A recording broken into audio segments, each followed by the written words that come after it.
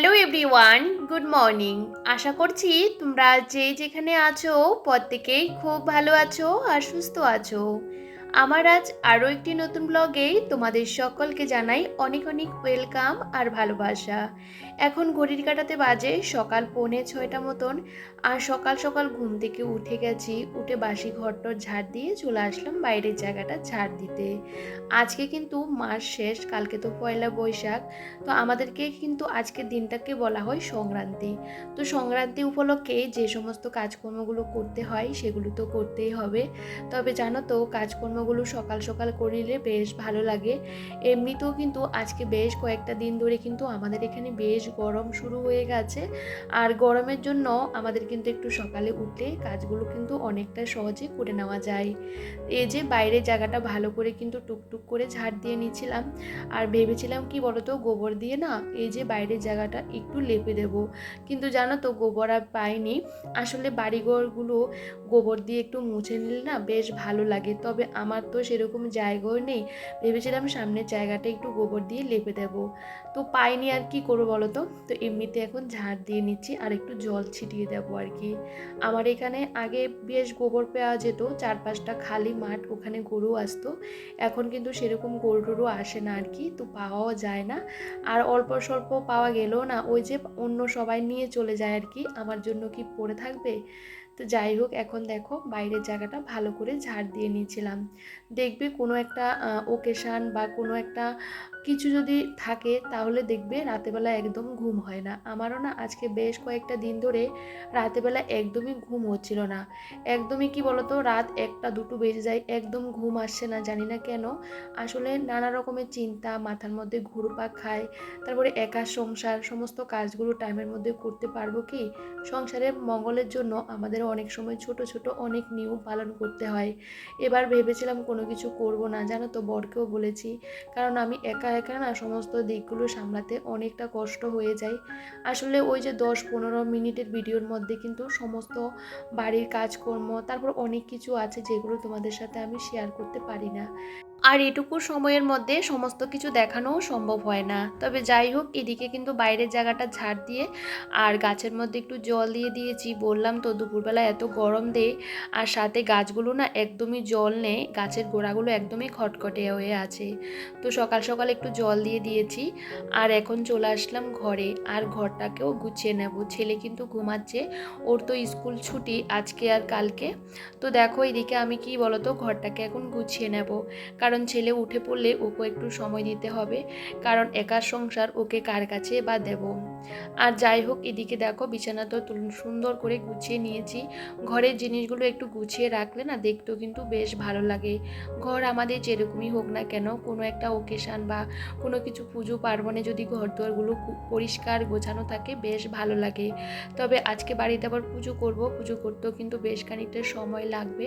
তার মধ্যে আজকে একটু বেরোবো, কারণ কি বলতো, একটু সংসারের জিনিসপত্র লাগবে।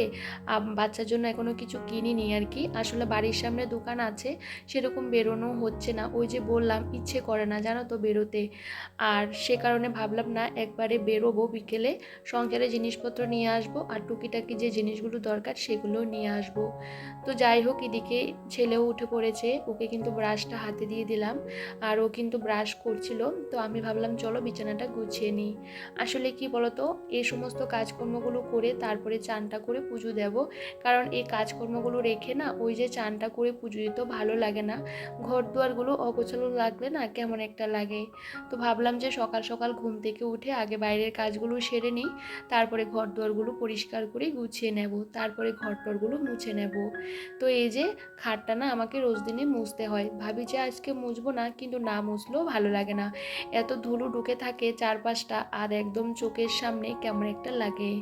তো এই যে এখন বিছানাটাও গুছিয়ে নিয়েছি, এখন কিন্তু বেশি একটা বাজেনি, এখন কিন্তু 7টা মতো বাজে। আর এদিকে টুকটুক করতে করতে কাজকর্ম শুরু করতে করতে আমার কিন্তু সময়ও অনেকটা চলে যায় জানো তো, কারণ ওই যে এই কাজটা আমি বারবার করি, কারণ ঘর দুয়ারগুলো আমি সবসময় টান টান করে গোছানোর চেষ্টা করি। একটু এদিক সেদিক হয়ে থাকলে না আমার ভালো লাগে না।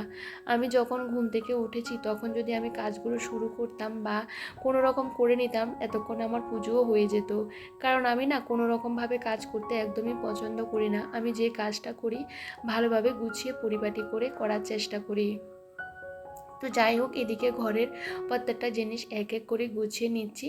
আর একটু গুছিয়ে কাজ করলে না আমার ভালো লাগে। বারবার একবারের কাজ 10বার করতে কারোরই ভালো লাগে না। তারপরও বাচ্চা থাকলে একটু এদিক সেদিক করে নেই, সেগুলোও তো আমাদের গোছাতে হয়। তো এই যে ঘরের ফার্নিচারগুলোকে একটু আলতো হাতে মুছে নিচ্ছিলাম। কালকে না সেরকম মোছা হয়নি, পরশুদিন তো ভালো করে ঘরটা ক্লিন করেছিলাম, তো কালকে সেরকম মোছা হয়নি। তো একটা দিন সেরকম মোছা হয়নি দেখে ঘরের জিনিসগুলোর মধ্যে আবারও ধুলো পড়ে আছে। তো সেগুলো এখন ভালো করে একটু মুছে নিয়েছিলাম। আর দেখবে ঘরের সামনে অনেক জিনিসপত্র রাখি, সেগুলোর মধ্যে ধুলো পড়ে থাকলে না ভালো লাগে না। একটু গুছিয়ে পরিষ্কার করে রাখলে না দেখতেও কিন্তু বেশ ভালো লাগে। যাই হোক, এখন ঘরটাকে ভালো করে মুছে নেব। আমার ঘরের ভিতর থেকে সেরকম কিছুই বের হয় না, শুধু একমাত্র ওই যে চুল। আমার মাথা থেকে এত পরিমাণে চুল পড়ে কি আর বলবো। সবসময় ঘরের বাইরে কিন্তু মাথাটা আঁচড়াই, তারপরে ওই যে সামনে একটু আঁচড়াই আর কি। তারপরেও এত চুল পড়ে। সকালবেলা আমি কিন্তু ঘরটা ভালো করে ঝাড় দিয়েছি। এখন বিছানাপত্রগুলো তুলে আরেকবার ঝাড় দিয়ে নিয়েছি, কারণ এখন ঘর মুছবো। না হলে কি বলতো, ঘর মুছতে গেলে না বারবার চুল আসে আর কি। সেহেতু আমি ঘর দুয়ারগুলোকে গুছিয়ে আরও একবার কিন্তু ঘরগুলো ঝাড় দিয়ে নিচ্ছিলাম। দেখবে ভালো করে যদি আমরা ঘরটা ঝাড় দিয়ে নিই তাহলে মুছতেও না কোনো রকম অসুবিধা হয় না, তাড়াতাড়ি কিন্তু ঘরও মোছা হয়ে যায়। তো ঘরের জিনিসগুলো যেখানে রাখি সবসময় সেখানে রেখে দিলাম। আর সুন্দর করে গুছিয়ে রাখলে না মন থেকে একটা আলাদা শান্তি লাগে। জায়গার জিনিস জায়গাতে রাখতে আমি ভীষণ পছন্দ করি। এখনও কিন্তু বাইরে সেরকম রোদ্দুর ওঠেনি। ওই যে বললাম সকাল সকাল উঠলে না রোদ ওঠার আগে অনেক কাজ কিন্তু সেরে নেওয়া যায়। আর দেখবি গরমের মধ্যে কাজ করতে কারোরই ভালো লাগে না। আসলে এত গরম, অসহ্য গরম জানো তো। আর তার মধ্যে আমাদের বাড়ির বউদের বেশিরভাগ সময়টা কিন্তু রান্নাঘরে কাটাতে হয়, আর বাচ্চা কাচ্চা থাকলে দৌড়াতে হয়। তো মানে এমন একটা অবস্থা যে একটু বসেও থাকতে পারি না, কাজকর্ম রেখে কখনো বসাও যায় না। তো চেষ্টা করি সকাল সকাল কাজকর্মগুলো সেরে নিতে। আর এদিকে দেখো আমি কিন্তু সমস্ত কাজকর্মগুলো সেরে নিয়েছি, ঘর দুয়ার মুছে। আর ছেলেকে এখনও কিচ্ছু খাওয়াইনি, ওকে কিন্তু জল আর বিস্কিট দিয়েছি। ও বলছে বিস্কিট খাবে না, তো আমি ভাবলাম চলো আগে পুজোটা করে নিই। গাছে কিন্তু এখন এত ফুল হয় বন্ধুরা, ভীষণ ভালো লাগে। তো এই যে আমার এখানে নয়নতারা গাছের মধ্যে আজকে বেশি ফুল ফুটেনি, যেটুকু হয়েছে হয়ে যাবে। তো ফুল তুলে বাসন মানে কোসনগুলো ধুয়ে পরিষ্কার করে জায়গাতে রেখে দিলাম। আর এখানে আজকে সকাল সকাল কিন্তু গোপালকে চান করিয়ে দিলাম, আর খুব সুন্দর করে বসিয়ে দিয়েছি। গাছে ফুল হলে না পুজো দিতেও কিন্তু বেশ ভালো লাগে।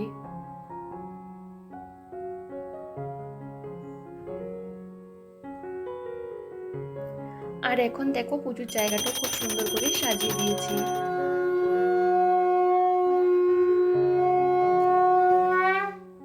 তবে জানো তো বন্ধুরা, আমার বাপের বাড়িতে সংক্রান্তির দিনে অনেক নিয়ম আছে, সংক্রান্তির আগের দিনও কিন্তু অনেক নিয়ম কারণ আছে।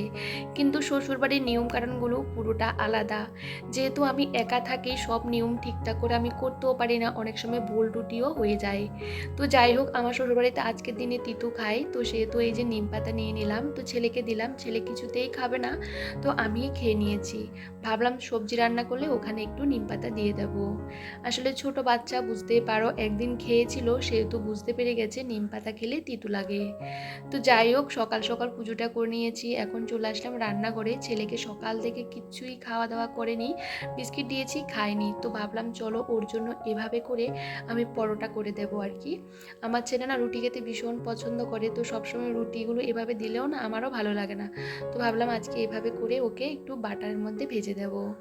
আর জানো তো, ওই যে আমার বাবার বাড়িতে বললাম তো সংক্রান্তির দিনে প্রচুর নিয়ম, সকালবেলা ওঠা, তারপরে বাইরে কিন্তু জাকের হাওয়া নেওয়া, তারপরে গরুকে চান করানো, ফুলের মালা গাঁথা, তারপরে অনেক কিছু নিয়ম আছে জানো তো, অনেক কিছু। তারপরে আজকে অনেক রকম সবজি দিয়ে পাঁচন রান্না করা, তারপর লাড়ু বাঁধা, অনেক কিছু করে আর কি। ভীষণ মজা হয়, ভীষণ আনন্দ হয়। সবাই একসাথে সবার বাড়িতে আসে, খুব আনন্দ করে।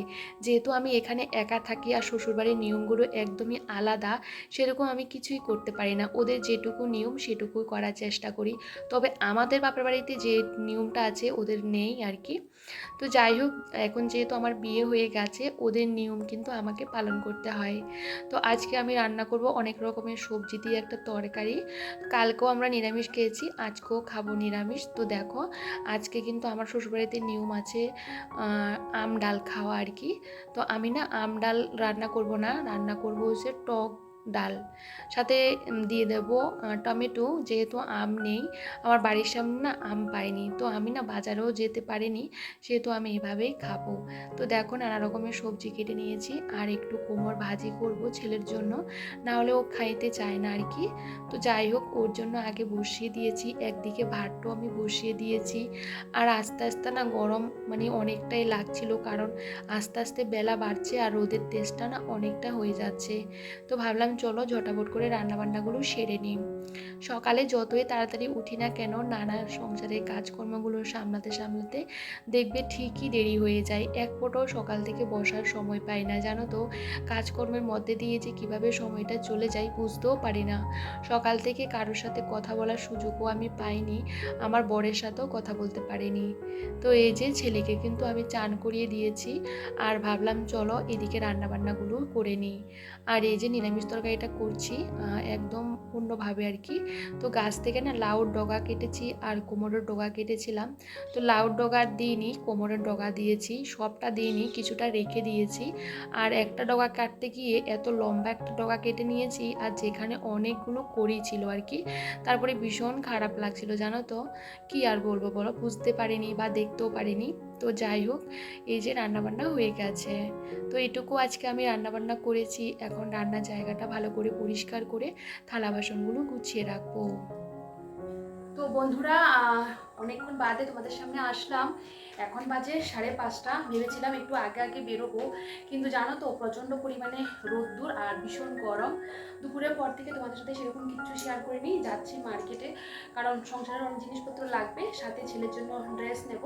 ভেবেছিলাম পয়লা বৈশাখ উপলক্ষে কিছুই নেবে না, তো কালকে তো পয়লা বৈশাখ, তো আমার অনেকটা দেরি হয়ে গেছে। ভেবেছিলাম কিনবো না, তারপরে ওই যে না কিনলেও ভালো লাগছে না। তবে চলো বন্ধুরা, ব্লগটা দেখতে থাকো, আই হোপ তোমাদের বেশ ভালো লাগবে। আজকে বিয়ের এতগুলো বছর হয়ে গেছে, আমাদের এখানে না চড়ক হয়, কিন্তু আমি কখনোই আসিনি। আজকে যেহেতু মার্কেটে এসেছিলাম প্রয়োজনীয় জিনিসপত্রগুলো নিতে, তো ভাবলাম চলো এখান থেকে একটু নেমে এই যে চড়কটা দেখে আসি। তবে এখানে চড়কটা অন্যরকম, আমাদের ওদিকে অন্যরকম, একদম সম্পূর্ণ আলাদা। কিন্তু প্রচুর লোকজন, জানো তো, বেশ ভালো লাগছিল। আর এখন কিন্তু 6টা বেজে গেছে, আস্তে আস্তে অন্ধকার হয়ে যাচ্ছে। তবে এত গরম পড়ছে কি আর বলবো, বেশিক্ষণ আমি দাঁড়াতে পারিনি ছেলেকে নিয়ে। আর এভাবে কিন্তু আমি প্রথমবার দেখছি এভাবে উপর থেকে পড়ে এই যে এখানে পড়ছিল, আর সবাই কিন্তু এটা ধরে রেখেছে যাতে কোনো রকম প্রবলেম বা ব্যথা কিছু না পায়। এটা আমি প্রথমবারই দেখলাম। বাচ্চাকে নিয়ে বাজার করা অনেকটা কষ্ট, তারপরেও কিন্তু সংসারের নানা রকমের জিনিসগুলোর জন্য আমাকে বাজার করতে যেতে হয়। তো দেখো, এদিকে চাল টাল নানা রকমের জিনিসপত্র ফলমূল নিয়ে চলে এসেছি। আর গোপুর জন্য এই যে দুটো জামা এনেছি, কালকে তো পয়লা বৈশাখ, ওকে পরাবো। নিজের জন্য সেরকম কিছু নেই। আর ছেলের জন্য গেঞ্জি আর একটা ওই যে জামা আর একটা বিছানা চাদর নিয়েছি। তবে এগুলো কেমন হয়েছে কমেন্ট করে জানাতে একদমই ভুলো না। সবাই অনেকটা ভালো থেকো, সুস্থ থেকো, সাবধানে থেকো। সবাইকে টাটা।